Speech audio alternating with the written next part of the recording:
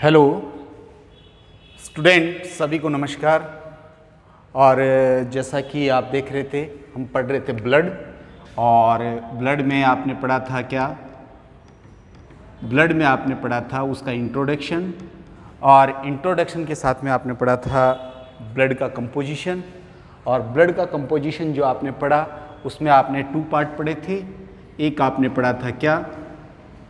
एक को आपने प्लाज्मा कहा था, और दूसरा जो इसका कंपोनेंट था उसको आपने कहा था ब्लड कॉर्पोसल्स। तो आपने 2 पार्ट में ब्लड को समझा था कि ब्लड जो है उसमें एक तरल भाग होता है उसका, और एक उस तरल में तैरने वाली कुछ कणिकाएं होती है जिन्हें कि ब्लड कॉर्पोसल्स कहा हमने। तो जो प्लाज्मा है इसको आपने देखा था कितना परसेंट टोटल ब्लड वॉल्यूम का, लगभग 55% जो है प्लाज्मा होता है। और जो ब्लड कॉर्पोसल्स थी इसको आपने देखा था, और इसको आपने देखा कि 45% ब्लड कॉर्पोसल्स होती है। ये हम पिछले वीडियो में डिस्कस कर चुके हैं। आज हम क्या करेंगे, ब्लड कॉर्पोसल्स को पढ़ेंगे। प्लाज्मा के बारे में हम डिटेल में पढ़ चुके हैं, और डिस्क्रिप्शन में जो लिंक दिया हुआ है वहाँ पे भी आप क्लिक करके देख सकते हैं प्लाज्मा को। तो ब्लड कॉर्पोसल्स जो हैं इसको आज हम पढ़ने वाले हैं। और जो ब्लड कॉर्पोसल्स हैं इनको अगर हम देखें तो ये होती है 3 प्रकार की। कौन कौन सी? 3 types of blood corpuscles are found in our blood. First is RBC, second is WBC, and third is platelets. इनको आप कहते हो रक्ताणु, और इनको आप कहते हो श्वेताणु, और इनको आप कहते हो बिंबाणु। तो इस तरह से आपने देखा कि जो ब्लड के अंदर तरल पार्ट है उसका, उस तरल भाग में तैरने वाली कुछ कणिकाएं होती हैं, और वो कणिकाएं जो हैं रक्त कणिकाएं कहलाती है। और ये जो रक्त कणिकाएं हैं ये 3 प्रकार की होती है। पहले वाली देखिए आप, RBC, रेड ब्लड कॉर्पोसल्स, जिसे कि हम रक्ताणु कहेंगे, लाल रक्त कणिकाएं कहेंगे। और सेकंड वाली है WBC। W का मतलब वाइट, B का मतलब ब्लड, C का मतलब corpuscles. White blood corpuscles it means श्वेताणु या श्वेत रक्त कणिकाएं। और थर्ड वाली आप देख रहे हो प्लेटलेट्स। प्लेटलेट्स का मतलब हो गया आपके बिंबाणु, अर्थात तीसरे प्रकार की जो ब्लड कॉर्पोसल्स होगी, जो रक्त कणिकाएं होंगी, वो बिंबाणु होगी। तो इस वीडियो में हम रक्ताणु, श्वेताणु, बिंबाणु जो रक्त कणिकाएं हैं उनमें से पहला पार्ट पढ़ने वाले हैं, और जिसका नाम क्या है? जिसका नाम है RBC। तो सबसे पहले मैं RBC की बात करता हूं। RBC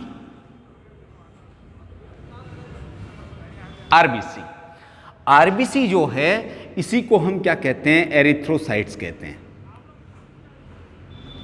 erythrocytes. इसका दूसरा नाम क्या है भाई? एरिथ्रोसाइट्स है। RBC कहो या फिर आप एरिथ्रोसाइट्स कहो। एरिथ्रो का मतलब होता है लाल, और साइट्स का मतलब वो कॉर्पोसल्स हैं जो कि ब्लड के अंदर फ्लोट कर रही होती है।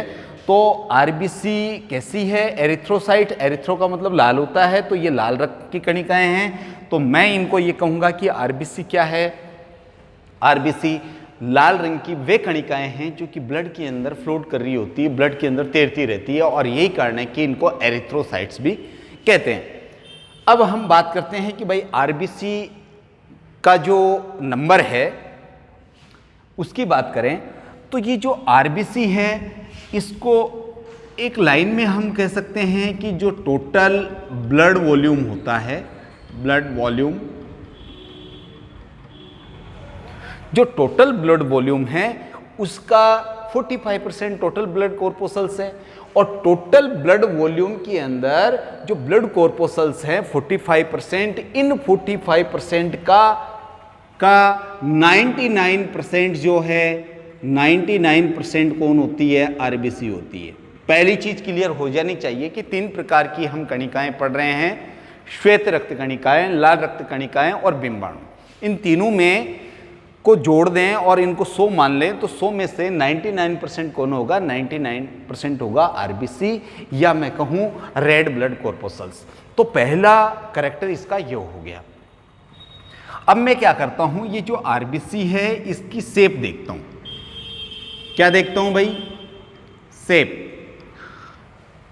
यानी इसकी आकृति कैसी है। तो आकृति अगर देखें इन ह्यूमन बींग्स में तो ये कैसी है? By concave. By concave, by का मतलब क्या होता है? द्वि होता है, दो होता है ना। और कॉनकेव को कहते हैं अवतल।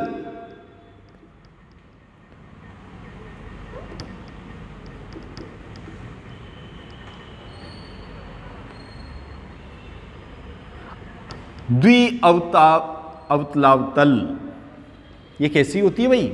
इसकी आकृति कैसी होती है आरबीसी की? द्वि अवतलावतल, यानी दो तरफ से ये अवतल होगी। कैसे? इसको अगर मैं यहां ड्रॉ करूं डायग्राम के रूप में, तो ये देखिए,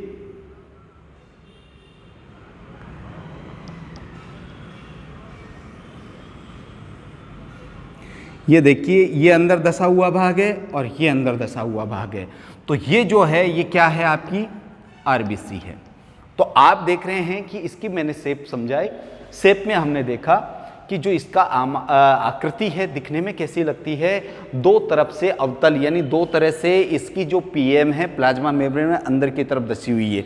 भाई इसको इस तरह से समझिए आप, आपके पास मान लीजिए एक रबर बॉल है, उस रबर बॉल को आपने लिया और उसको बीच में से यूँ दबाया, तो दोनों सिरे तो क्या होंगे? उसके मोटे होंगे और बीच में से इस तरह से दब जाएगी। तो ये जो शेप बनेगी एक रबर बॉल को बीच में से पिचकाने पर जो शेप बनेगी वो कैसी होगी? आरबीसी की शेप होगी। तो बाइकॉनकेव इन ह्यूमन विंग्स की बात मैं कर रहा हूं। दूसरा, ये सर्कुलर होती है। कैसी होती है? सर्कुलर। सर्कुलर का मतलब आप जानते हैं गोलाकार। अगर इसकी बाहर की पूरी कवरिंग को देखें तो एक तरह का सर्कल नजर आता है, या हम एक और इसको शेप के रूप में पहचान सकते हैं, डिस्क लाइक। तो मैंने इसकी जो शेप लिखी है वो कितने प्रकार से लिख दी? मैंने 3 तरह से लिख दी कि ये या तो होगी कैसी? डिस्क लाइक होगी, या बाइकॉनकेव होगी, या सर्कुलर होगी। और ये जो मैं शेप समझा रहा हूँ ये हम ह्यूमन बींग्स की देख रहे हैं। तो ये जो आरबीसी मैंने यहाँ पर ड्रॉ की है वो ह्यूमन ब्लड के अंदर से की है।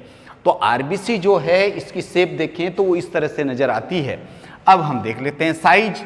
तो आरबीसी की अगर मैं साइज की बात करूं, साइज का मतलब आप जानते हैं, साइज का मतलब होता है उसकी जो आमाप है वो कितना है। तो साइज की बात करें तो 7 to 8 माइक्रोमीटर इन डायमीटर, 7 to 8 माइक्रोमीटर इन डायमीटर में है। और अगर इसकी मैं थिकनेस की बात करूं, थिकनेस, तो थिकनेस जो है वो 2 माइक्रो एम मिलती है। क्या मिलती है? 2 माइक्रो एम इन। तो अगर इसको मैं काट लूँ यहाँ से ऐसे काटूँ तो इसकी जो थिकनेस आएगी वो कितनी आएगी? वो इसकी थिकनेस आएगी 2 माइक्रो एम आएगी। और 7 to 8 माइक्रोमीटर इन डायमीटर जो है इसकी क्या होगी? साइज होगी। तो ये हो गई इसकी साइज। अब आरबीसी का मैं नंबर देखता हूं। क्या देखता हूं भाई? नंबर। इसका नंबर क्या है? तो नंबर की बात करें तो मेल में अलग होता है और फीमेल में अलग होता है। मेल का मतलब आप जानते हैं, यानी नर प्राणी की बात करूं या मैं पुरुष की बात करूं तो एक स्वस्थ मानव शरीर में जो रेड ब्लड कॉर्पोसल्स हैं इनका टोटल नंबर जो है 4.7 मिलियन टू 5.2 मिलियन तक होता है। लेकिन अगर एवरेज हम बांधना चाहें इसको एवरेज बांध दें तो लगभग 50 लाख पर mm क्यूब। कितना होता है? 50 लाख पर mm क्यूब, जो कि वेरी करता है कहाँ से कहाँ तक? 47 टू 5.2 मिलियन पर mm क्यूब, यहां तक वेरी करता है। तो ये बात हुई मेल की। और अगर हम बात करें फीमेल की, तो फीमेल में जो नंबर है ये मेल की तुलना में कम होता है। और कम होने का कारण आप जानते हैं, पर मंथ ब्लड जो लॉस होता है, पीरियड्स की जो एक साइकिल है पीरियड का, तो वो जो साइकिल है उसकी वजह से इनका नंबर कम हो जाता है। और ये कितना होता है? एक एवरेज जो है 45 लाख पर mm क्यूब होता है। और अगर इसको हम वेरी के रूप में देखें कि ये कहाँ से कहाँ तक वेरी करता है, तो ये करता है आपके 4.5 मिलियन टू 5.0 मिलियन पर mm क्यूब। ये क्या है? ये आपका है आपके इसके नंबर की बात हो गई। तो आरबीसी जो हमने देखा कि साइज क्या है, इसकी शेप क्या है, इसका नंबर क्या है, टोटल जो ब्लड वॉल्यूम है, और उस टोटल ब्लड वॉल्यूम में जो ब्लड कॉर्पोसल्स मिलती हैं, उन सभी ब्लड कॉर्पोसल्स में जो है सबसे ज़्यादा मात्रा में, या मैं कहूँ 99% जो अमाउंट है वो किसकी है? आरबीसी की है। एक इसका स्पेशल करैक्टर जो है आरबीसी का, वो हम देखते हैं। स्पेशल करैक्टर जो है वो क्या है? स्पेशल करैक्टर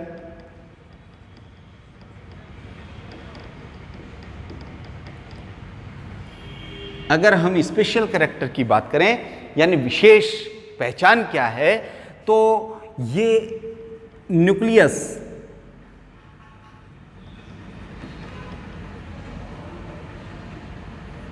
ये कैसी स्ट्रक्चर है भाई? न्यूक्लियसलेस स्ट्रक्चर है।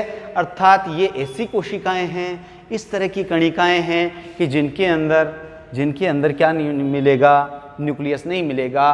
तो इसको हम कहेंगे केंद्रकहीन। ये कैसी होती है? केंद्रकहीन रचनाएं। ये कैसी रचनाएं हैं भाई? केंद्रकहीन रचनाएं हैं। अर्थात ये ऐसी कोशिकाएं हैं या इस तरह की स्ट्रक्चर्स हैं जिनके अंदर केंद्रक नहीं मिलता। और केंद्रकहीन होने की वजह से हम ये कहेंगे कि जितने भी मैमल्स हैं, जितने भी स्तनधारी हैं, उन सारे स्तनधारियों की लाल रुधिर कणिकाओं में, लाल रक्त कणिकाओं में केंद्रक नहीं होता। एक इसमें अपवाद है, और यहाँ अपवाद में लिखता हूँ। अपवाद जो एक्सेप्शन है वो है ऊंट व लामा। दो ऐसे जंतुओं के नाम मैंने लिखे हैं जिनमें क्या होता है? जिनमें होता है केंद्रक युक्त आरबीसी मिलती है। यानी ऊंट और लामा भी क्या है?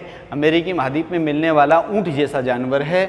तो अगर हम लामा की बात करें, या शिप ऑफ डेजर्ट, रेगिस्तान, थार के मरुस्थल में कैमल की बात करें, तो इनके ब्लड में जो आरबीसी मिलती है, वो आरबीसी जो है न्यूक्लियस के साथ होती है, या मैं कहूँ कि केंद्रक युक्त होती हैं। लेकिन जितने भी एनिमल्स हैं, जितने भी मैमल्स हैं, एनिमल्स में भी कौन? मैमल्स यानी स्तनधारी, और जिसमें कि इंक्लूड है मानव भी, हम भी, तो हमारी आरबीसी जो है केंद्रकहीन होती है। लेकिन क्या ये केंद्रक एक नई आरबीसी बनने के साथ ही, या मैं कहूँ कि एक जो आरबीसी होती है उसके निर्माण के साथ ही, क्या उसमें केंद्रक नहीं होता? तो इसे आप समझिए कि जो इमेच्योर होती है, कैसी आरबीसी?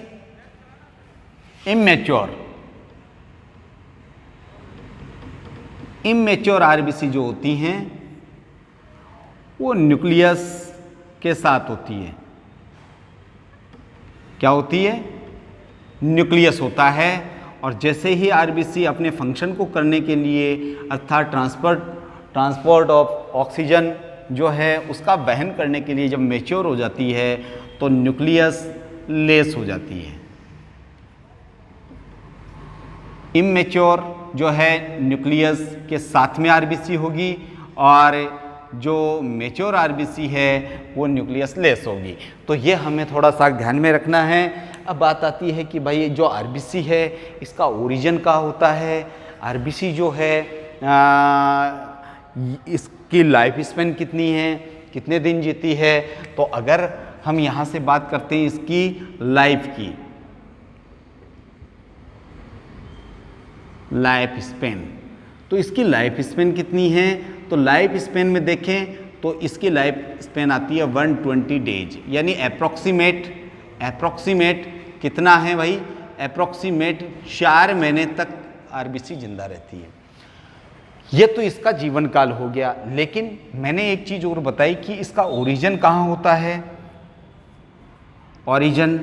ओरिजिन की बात करें कि इसकी उत्पत्ति कहाँ होती है, इसका जन्म कहाँ होता है, आरबीसी को बनाने वाली सेल्स कौन सी है। तो आरबीसी को बनाने वाली सेल्स आपकी हड्डियों में जो कैविटीज़ हैं, जैसे कि आपकी लॉन्गेस्ट बोन है फीमर, और उसकी जो कैविटी है उस कैविटी में बोन मैरो मिलता है, और बोन मैरो भी 2 तरह का मिलता है, एक येलो वाला और एक मिलता है आपके रेड वाला। तो रेड वाला जो बोन मैरो है वो इसकी उत्पत्ति का स्थान है, अर्थात रेड बोन मैरो में मिलने वाली जो माइलोब्लास्ट सेल्स हैं और जो हीमोपोएटिक सेल्स हैं उनके द्वारा इसका निर्माण होता है। तो आरबीसी का जो निर्माण है वो किस में होगा, रेड बोन मैरो, रेड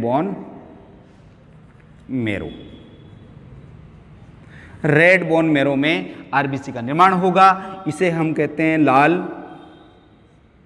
अस्थि मज्जा। पहली बात समझ में आ गई आपके कि लाल अस्थि मज्जा वो स्थान है जहाँ पर लाल रुधिर कणिकाओं का जन्म होता है, उनकी उत्पत्ति होती है। लेकिन आप ये समझिए कि लाल अस्थि मज्जा, और मैंने हड्डियों की बात की और हड्डियों में भी लॉन्गेस्ट बोन की बात की और उसमें भी मैंने कैविटी की बात की, तो ये सारी चीज़ें क्या है, आफ्टर बर्थ की होती है। जब बच्चा पल रहा होता है माँ के यूट्रस में यानी गर्भाशय में, बच्चादानी में, तो उस समय तो ये लाल अस्थि मज्जा होता नहीं है इतनी जल्दी। तो इनिशियल जो आरबीसी बनेगी ये तो किस में बनी, एडल्ट में बनेगी, एडल्ट फॉर्म में। और अगर हम देखें एम्ब्रियोनिक स्टेज यानी भ्रूणीयावस्था को अगर हम देखें तो भ्रूणीयावस्था में देखिए आप 2nd मंथ, जब डेवलपमेंट का आफ्टर फर्टिलाइजेशन 2nd मंथ चल रहा होता है, तो उस समय आरबीसी का निर्माण फ्रॉम यॉक सैक पित्तक कोश, इसको हिंदी में क्या कहते हैं भाई, पित्तक कोश कहते हैं। तो पित्तक कोश में होता है आरबीसी का निर्माण। और अगर हम 2nd के बाद में 3rd to 5th मंथ देखें, 5th मंथ देखें तो आपको देखना पड़ेगा क्या, हमारा सबसे बड़ा ऑर्गन बॉडी के अंदर लीवर, और एक हमारे है स्प्लीन जिसे कि पलीहा कहते हो आप। तो इनमें आरबीसी का निर्माण होगा। तो यहाँ हमने देखा कि आरबीसी का जो उत्पत्ति है वो 3 स्टेज हमने देखी। पहले बार यॉक सैक से बनेगी, उसके बाद में लीवर सेल्स एंड स्प्लीन बने, स्प्लीन के जो टिश्यूज हैं वो बनाएंगे, और एडल्ट फॉर्म में रेड बोन मैरो बनाएगा। ये बात हुई किसके, आरबीसी के जन्म की और जनन की, किस तरह से वो बनता है। आरबीसी का जो निर्माण है उसको इरिथ्रोपोइसिस कहेंगे। इरिथ्रोपोइसिस क्यों कहेंगे, क्योंकि एरिथ्रोसाइट्स किसको कहते हैं, आरबीसी को कहते हैं, लाल रक्त कणिकाओं को कहते हैं, रक्ताणु को कहते हैं। इसलिए इनका जो जनरेशन होगा उसको एरिथ्रोपोइसिस कहेंगे। अब आरबीसी के अंदर क्या है कि इसकी स्ट्रक्चर हमें देखनी है, तो स्ट्रक्चर को आप देखना है, स्ट्रक्चर में समझना है हीमोग्लोबिन क्या काम करता है, हीमोग्लोबिन कितना % होता है, हीमोग्लोबिन में कौन कौन से पार्ट्स हैं जो कि जुड़कर के हीमोग्लोबिन का फॉर्मेशन करते हैं, और क्यों आरबीसी के अंदर से न्यूक्लियस बाहर निकल जाता है, जिससे कि आरबीसी कौन सा फंक्शन करने वाली है। ये सारी चीज़ों को क्लियर करने के लिए अगर आप देखना चाहते हैं तो इसके लिए आपको जाना पड़ेगा डिस्क्रिप्शन में, और वीडियो के नीचे जो डिस्क्रिप्शन दिया हुआ है वहाँ पे एक लिंक दिया हुआ है, उसको आप क्लिक कीजिए और वहाँ पर आरबीसी की डिटेल स्ट्रक्चर और देख सकते हैं। अगले वीडियो के लिए आप सभी को थैंक यू फॉर वॉचिंग।